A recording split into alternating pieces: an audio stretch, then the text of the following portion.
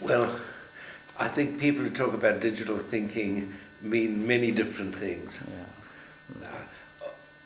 If sometimes, for example, my friend Nicholas Negroponte, when he talks about digital thinking, he really means what you think by think big, think bold, think of a world where everything's changing.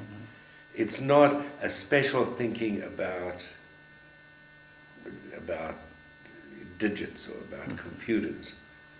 It's a mind that's open to change and to dynamic global ways of thinking. And of course, there were people always who thought like that.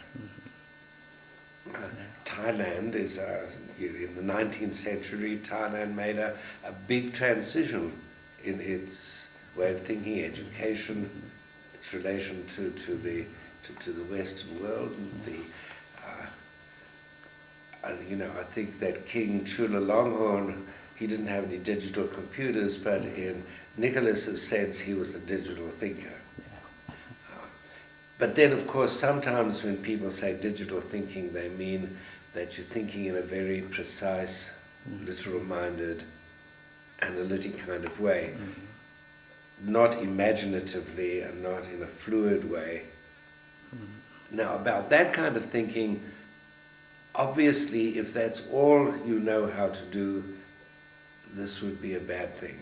And if children only know how to think in this precise, analytic way, that would be a bad thing. But I believe that children should have the skill to think in different ways. And we should be able to think very imaginatively and in big intuitions. We should also be able to think very precisely and formally and accurately. And we should be able to switch between these and mix and match them. So, in this sense of digital thinking, it's a bad thing if that's all you know how to do. It's a good thing if it's something extra that you know how to do in addition to the other kind.